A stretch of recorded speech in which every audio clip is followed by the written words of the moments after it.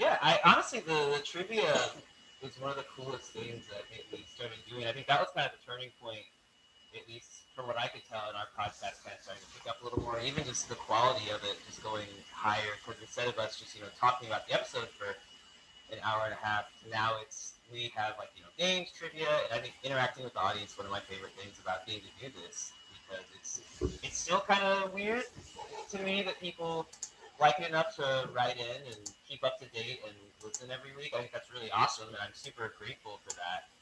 But it's kind of surreal, fun, and it's cool, very cool. It feels like sometimes our show, we put a lot of our personal lives into it sometimes and talk about, things we've been through together, things that are going on in our lives, and just because we're friends chatting and all kinds of stuff comes up. And when I think a lot about how people are listening to it, it is a little trippy that I don't know that people now like know things about my life. And Yeah. I don't know. Like my mom and sister listen to the podcast. My mom will like say something to me, and I'm like, "Oh, you listen to that, don't you?" Then my grandparents who are 86, 87 years old, they listen to it every week. They've never seen an episode of Community. I'm sure they understand less than 10% of what we say, but they listen to it every single week and like call me to talk to me about it. So I love it. That's really cute. It is really cute. Yeah, I like that. Um, yeah. So, what was I going to say? What kind of topics come up? You know. Yeah. So, what kind of topics come? It's really cute. Yeah, I like that. What kind of topics come up? When you're talking about. I mean, you get. Here's what I'll say. Yeah. Have you been, tracking with like the summer, Black Lives Matter, with the events Jesus, I can say it, the events of the election and that kind of thing. With the events Jesus, I can say it, the events of the election, with like the summer, Black Lives Matter, the events of the election and that kind of thing. You guys track it. Gestures wildly, everything going on. Yeah. Yeah, absolutely. Yeah. It's kind of our way to, I think, get together and vent about it. There's a little secret. One of the things was trippy but gratifying was a lot of people were complimenting us on that. A lot of people told us that they really liked what we talked about, what we're thinking, what's going on, and our frustrations.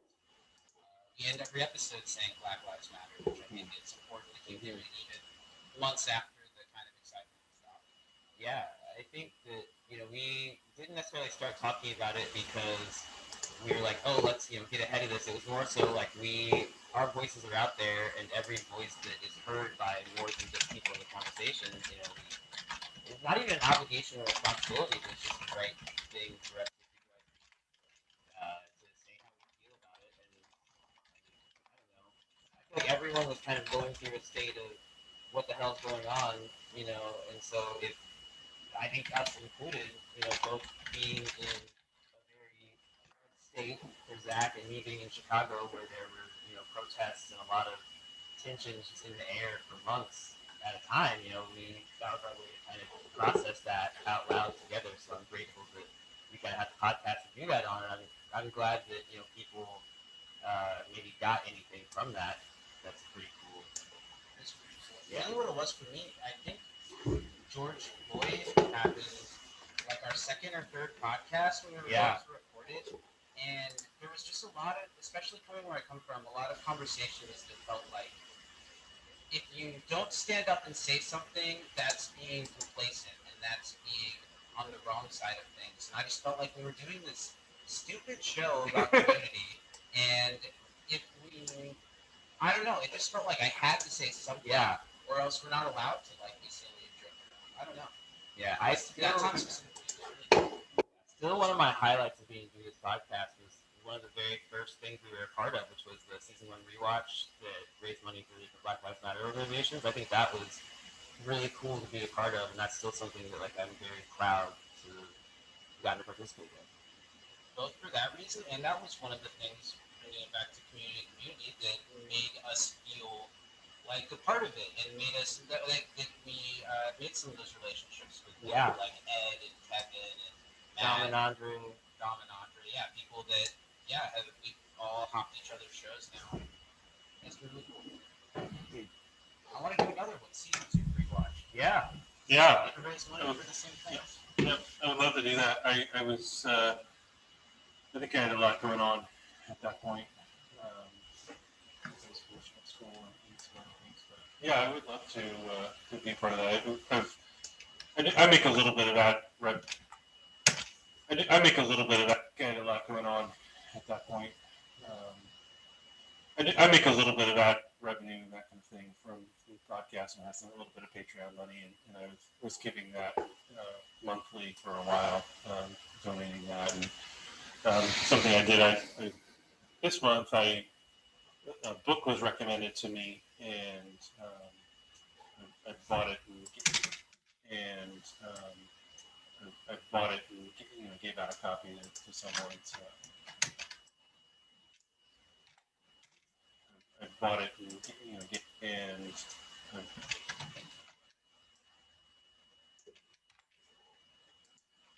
it to me, and I bought it and gave out a copy to someone. So the good book was called The Black Friend. I've heard of this, but I Yeah. don't know much about it. Yeah, I think his name is Frederick Joseph. I think that's his last name. An African American man writes this book to primarily white audience to just share his experiences and talk about what his metamorphosis and as a person, and a lot of the verbiage and words that he's using. He has this encyclopedia of racism, he called it, at the back of the book, and describes things like white privilege and that kind of thing. And it was really helpful, really great, thoughtful book where you don't know until you step into someone else's shoes.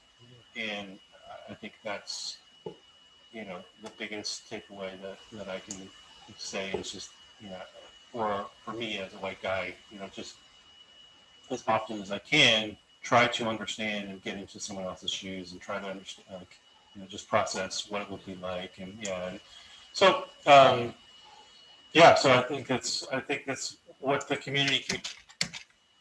So I think that's what the community can do is take the antenna that we have and try to combine them and do these live streams and try to do events that amplify and that's why one of the reasons I have you on the podcast is to hopefully increase awareness of you guys and This can listen to our show. It's very weird sometimes.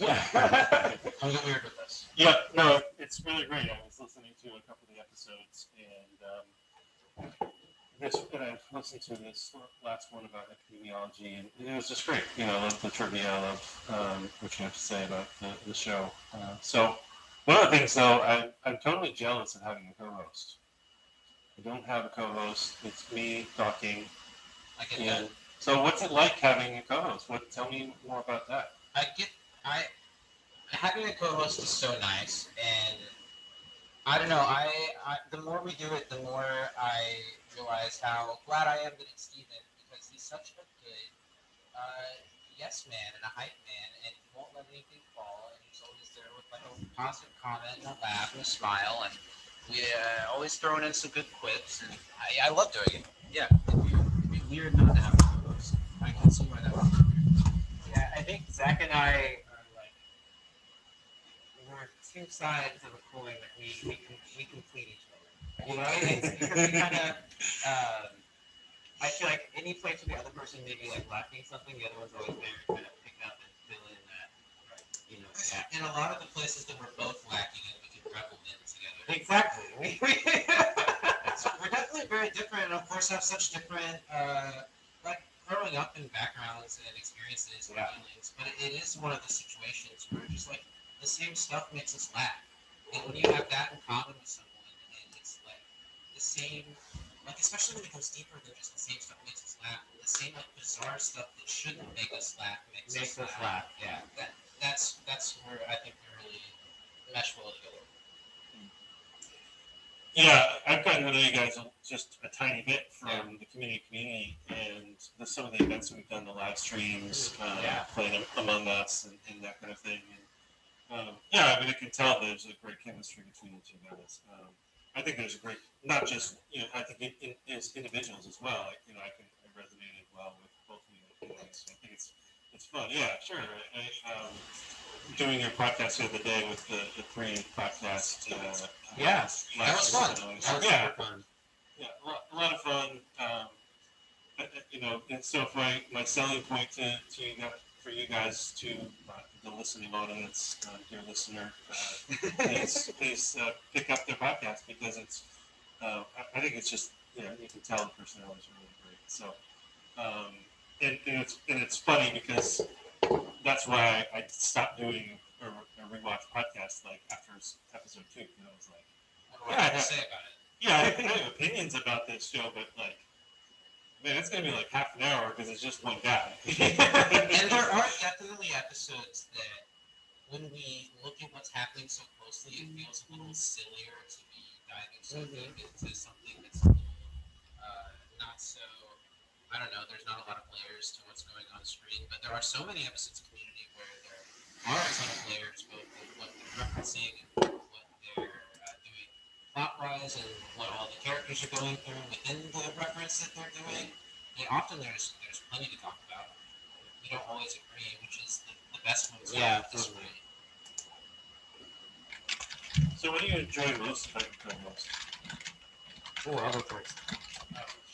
I really appreciate that Zach is like always like willing to do a lot of the dirty work for the podcast because I don't have to do most of the dirty work for the podcast, which is nice. And we can both like edit and do stuff like that, but I like that he handles that because it takes a lot off of my shoulders and brain. And I think other than that, like it's good having somebody who I know knows like the show so well and like appreciates the show so much because then when like we joke a lot. We even have a segment on the show, which is one of my kind of new favorite things that we do. It's like did Steven watch the episode where I have 20 seconds to describe what happens in the episode, and it never goes very well. But but it's I don't know. I just appreciate having somebody that not only wow. I said like 3 things. And I'm going to say another one. No, let's keep going. Yeah, I'm just going to keep boosting you up. Just wait until we get to the other part of this question and show you right back down, Chief. But we knew each other on our show, so I know it's nice every once in a while. meeting us for the first time. There's more of an edge. Yeah. But I appreciate that Zach lets me be as weird and off the wall as I am a lot of the time. And most of all, I'm glad at how much an ally Zach has been for Black Lives Matter. And how understanding he's been when, like, some days, like, we go to record, I'm like, I'm really not feeling great today about all this stuff, but he's like, let's just go on, and we did it, and it always would cheer me up, so I'm appreciative to have him for that, too.